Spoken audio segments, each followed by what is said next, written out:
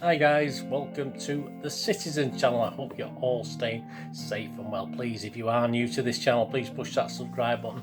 We do everything City, past and present here on these little vlogs, so I do try and inform and entertain, and there's some links on screen as well for Facebook and Twitter where I do post loads of City stuff. So if you follow a friend me on there, I do check every few days and follow and friend everyone back. And if you do get a chance, please have a check out my film and TV channel as well, which I try and inform and entertain on there, and all the latest films and TV drama here in the UK and from around the world. So if you can check that out, that will be fantastic. Anyway, hope you enjoy today's feature. Hi, and welcome to the match preview as you look forward to a big match. Obviously, we've got some big matches coming up, but Chelsea versus Manchester City on the 25th of September 2021, 12:30 p.m. kickoff. So it'll all be done and dusted by 2:30, so we can all settle down and enjoy the rest of our weekend, perhaps. Obviously, it ruins my weekend if we get beat, but hey, there you go. I think I'm not alone in that, am I? So it's Pep versus Thomas, of course. We'll be having a look at Chelsea, how they're doing. They're not doing too bad, are they? Of course, I'll be trying to predict our starting 11, allowing for injuries. I'm recording this before Pep's press conference on the Friday. So based on what we know at the moment, of course, I'm predicting our starting 11, also Chelsea's starting 11.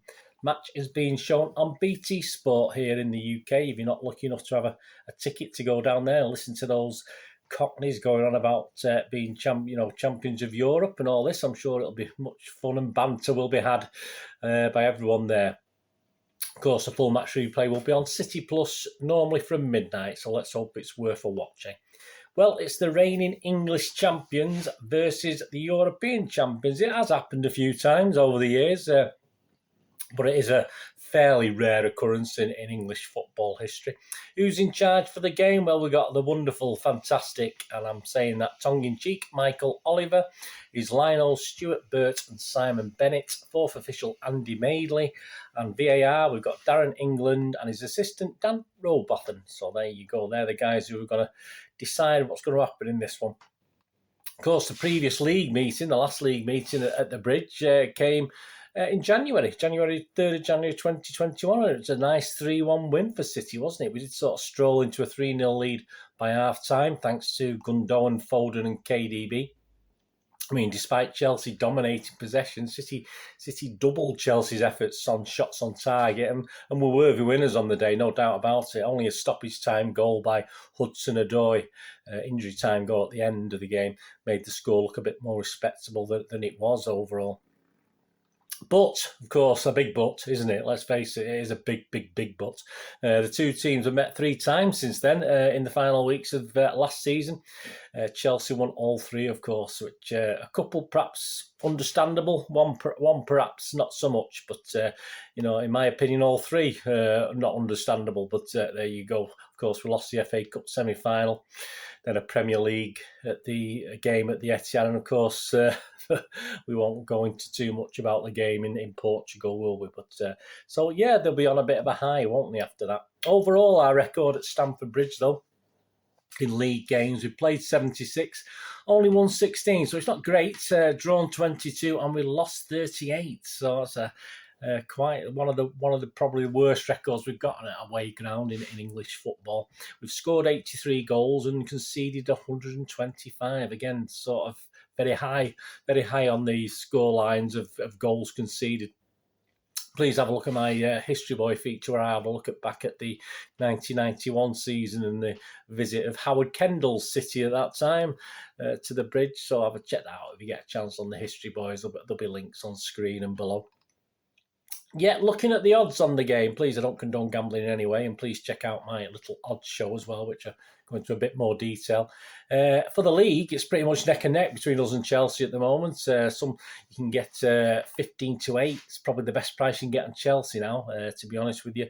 But you can still get 2-1 on City. So Chelsea have moved into favouritism now after City being firm favourites for the first 3 or 4 weeks. It's not been going that long, have we?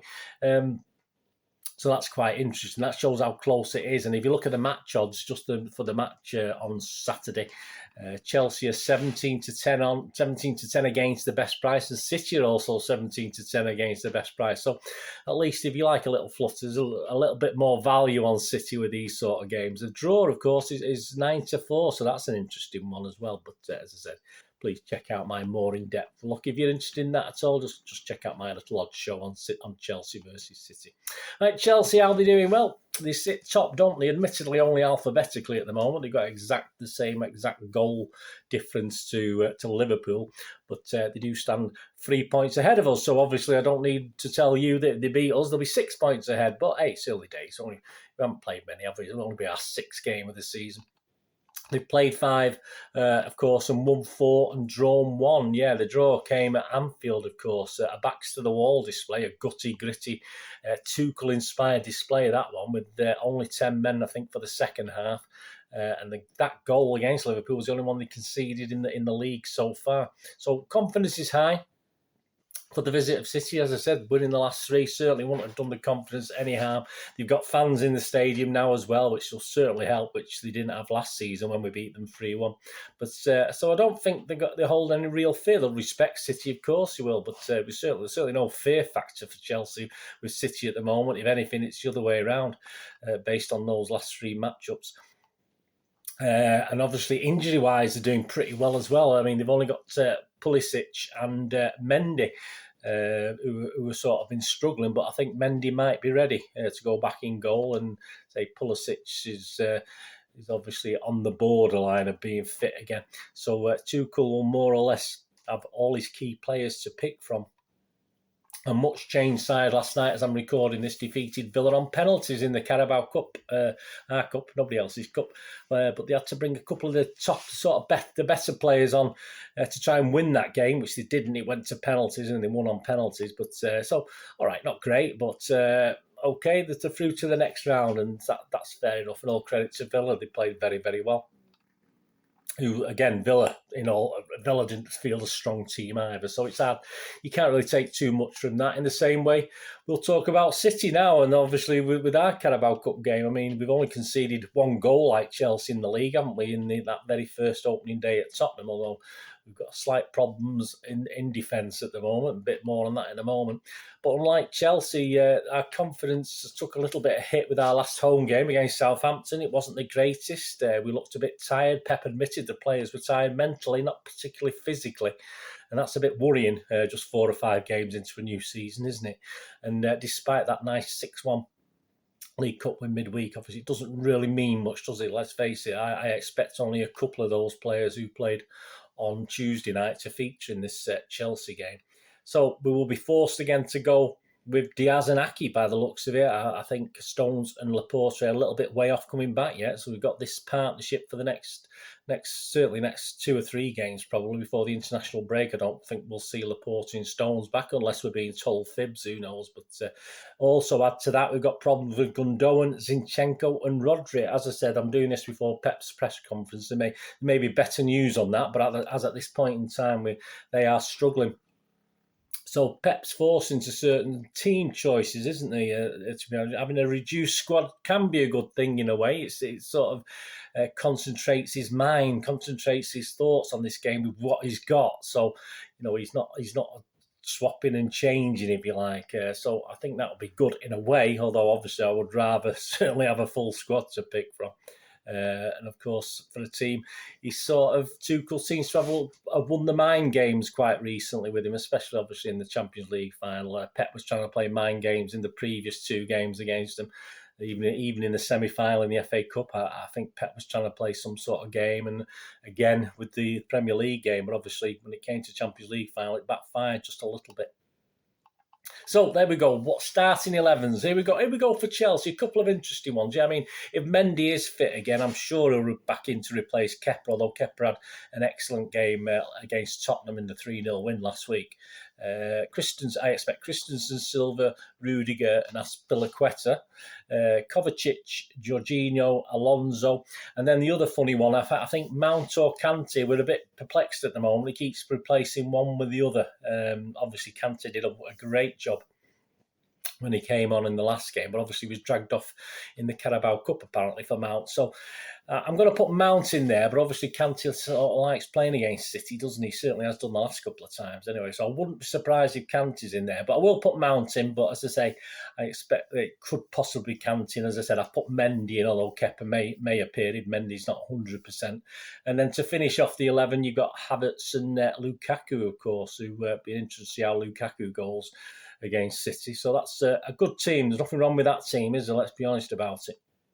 City 11, well, I'm going to go, obviously, I think the back four sort of more or less picks itself, doesn't it? I don't see any surprises, unless there's more injuries. Walker, Diaz, Ake and Cancelo, Edison in goal, of course. Fernandinho, I mean, if Rodri's not fit, I would say if Rodri's fit, I'll play Rodri. Rodri's fit, he could even play Rodri and Fernandinho. He might be a little bit more defensive in that way, but I'll put Ferner in there on the basis that Rodri's won't be able to play. And then I've left out Gundogan. Again, he seems to be injured, but I would have doubted putting him in anyway, to be honest with you. I would go after Rodri. I would go for, after Ferner. I would go for KDB, Foden, Bernardo, Grealish, and then the other funny one is Jesus, of course. I put him in rather than Torres. As I said, I think the back four picks itself. I think we know Rodri or Gundogan. I think Ferner's got to play, although he had a bit of a nightmare against Southampton. I'm sure he'll won't let us down in this one. And we can rely on Foden and Bernardo, of course, to run the socks off, especially Bernardo possibly up and down the pitch a little bit more defensive work for Bernardo. But, again, I won't be surprised to see him swapping around in this this sort of false nine sort of position. So it'll be interesting to see how Pep plays it, to be honest with you. Bernardo, as I said, possibly more up and down. KDB, Grealish, I think are certainties to start out as an option up front. And as I said, I think Jesus probably gets the nod over a quietish Torres lately, but he may give Torres another chance and he may bloom. He does do this, Torres. He does have one or two sort of quiet games and all of a sudden he sort of hits form, doesn't he, and does something a little bit better. So anyway, let me know what you think about that team. As I said, so just quickly run through it again. Edison, Walker, Diaz, Ake, Cancelo, Fernandinho, KDB, Foden, Bernardo, Grealish and Jesus. As I said, that's based on the injuries we know at the time. I don't think anyone else said the only real thing there is Torres for Jesus, but I don't think, let's say, with the limitations we've got at the moment, I think that's pretty much it. Let me know what you think anyway. Right, on to the little quirky stats. Anything pre-match that is quite interesting on City and Chelsea. I mean, we're looking to win back-to-back away top-flight games versus Chelsea for the first time since January 1955. There's a great fact. That's an absolutely brilliant one. As I said, we haven't got the greatest record at Chelsea. None of the last 12 Premier League meetings between City and Chelsea have been drawn, with Chelsea winning 5 and City winning 7. So I think we said that against the Southampton one, and obviously it ended in a draw. So don't be surprised if this ends in a draw. That's probably worst case. Obviously, hopefully we can get a win, but I'll have a draw. I'll take a draw, to be honest with you. City have failed to score in 2 of their 5 Premier League games this season, as many as they had in their previous 30 in the competition. They've not failed to score as many as half of their first 6 games of the Premier League campaign since 2006-2007. Some interesting stats here. This is from my thanks to goal.com for most of these stats.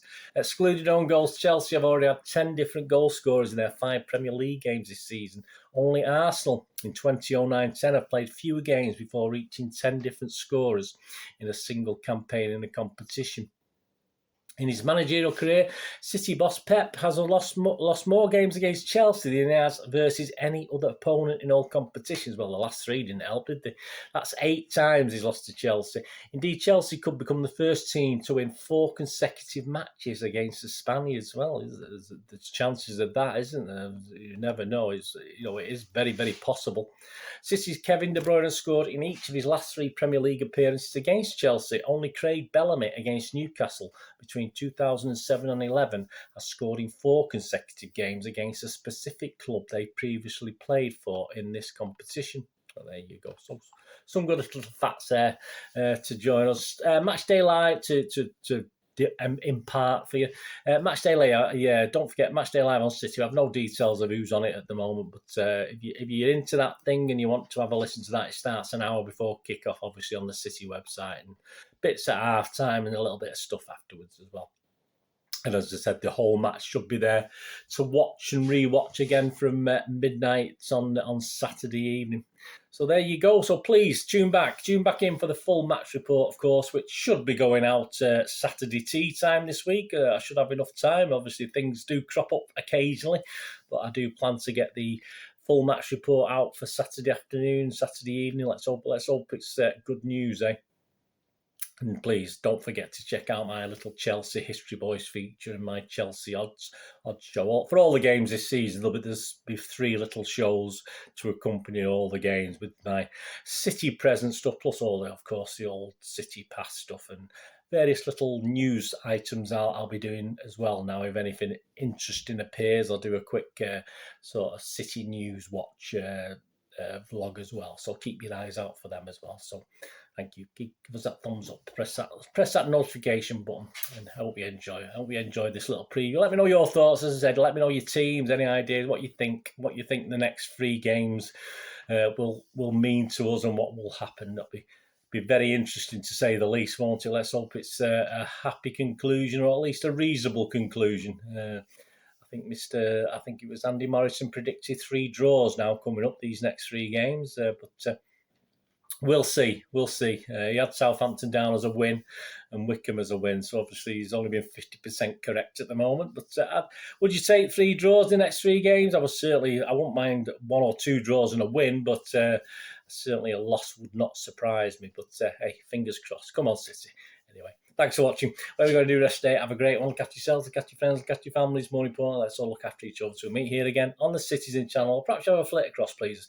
Have a look at my film and TV channel. I'll try and inform and entertain on there as well, if you get a look at that. But either way, whatever it is, you only ask one thing, please. Stay safe, Blues. Come on, City. Thanks for watching. Bye for now.